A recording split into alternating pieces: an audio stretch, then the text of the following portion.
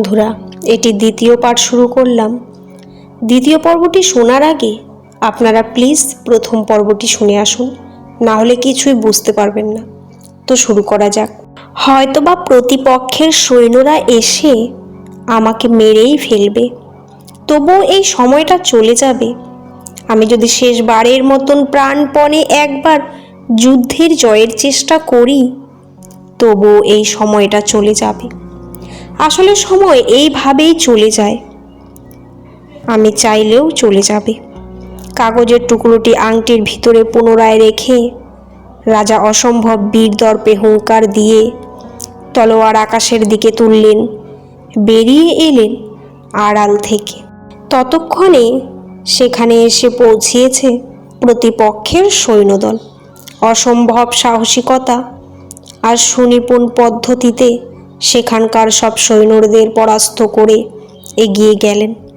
পালিয়ে আর নিজস্ব সৈন্যদের একত্রিত করে রাজা সকলের মনে সাহস জোগালেন, সকল সৈন্যদের বোঝালেন, আমরা যদি হেরে পালিয়ে যাই এই সময়টা চলে যাবে, আর যদি শেষবারের মতন প্রচণ্ড সাহসের সাথে প্রাণপণে আমরা আরেকবার যুদ্ধ জয়ের চেষ্টা করি, তবুও এই সময়টা চলে যাবে।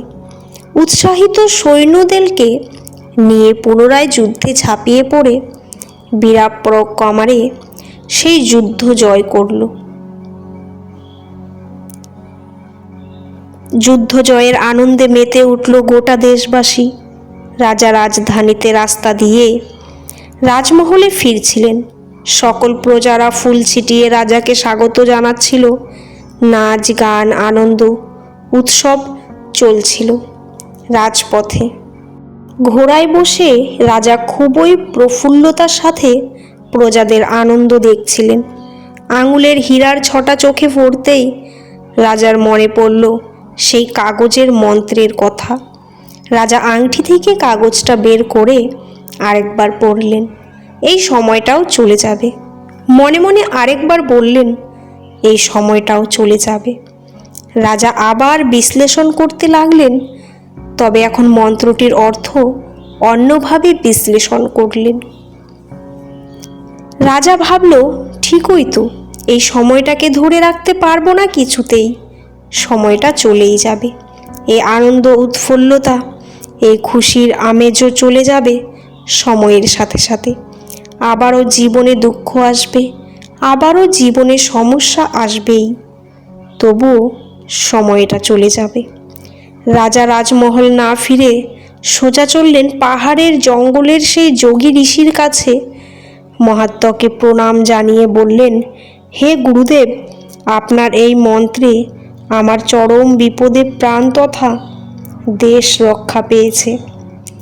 আবার সেই একটা মন্ত্রে আমি বুঝেছি সময়ের সাথে দুঃখ আর সুখ আসবেই, আবারও চলে যাবে।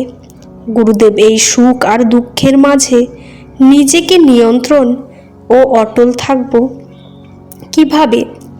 মহাত্মা বললেন, জীবনের সুখ দুঃখ এই দুইয়ের কারণ আমরা নিজেই। নিজেকে নিয়ন্ত্রণ করতে হলে ধ্যান মার্গে যেতে হবে। যখন তুমি নিজেকে জানবে, তুমি নিজেকে চিনবে, তখন বাহিক এই সুখ দুঃখ তোমাকে স্পর্শ করতে পারবে না। তাই ধ্যানমগ্ন হও। প্রিয় বন্ধুরা, আমাদের জীবন হলো সময়ের প্রতিচ্ছবি মাত্র। সুখ আর দুঃখ একই কয়েনের এপিঠ আর ওপিঠ।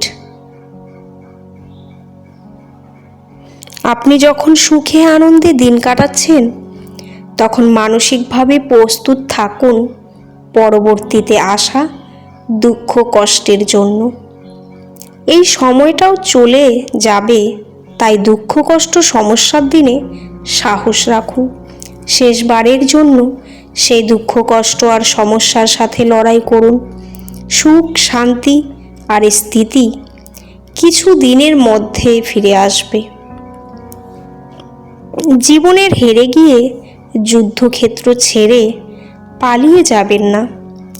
মনে শক্তি আর সাহস রাখুন, আর মনে মনে এই মন্ত্রটি উচ্চারণ করুন, এই সময়টাও চলে যাবে, এই সময়টাও চলে যাবে, এই সময়টাও চলে যাবে। কেমন লাগলো আপনাদের গল্পটি? আশা করছি আপনারা একটু কিছু হলেও শিখতে পেরেছেন। বন্ধুরা, ভালো থাকবেন, সুস্থ থাকবেন। আবার একটি পর্বের জন্য অপেক্ষা করুন। অবশ্যই একটি সুন্দর পর্ব আপনাদের সামনে তুলে ধরব। ভালো থাকুন, সুস্থ থাকুন আর দেখতে থাকুন আমার ভিডিওগুলি।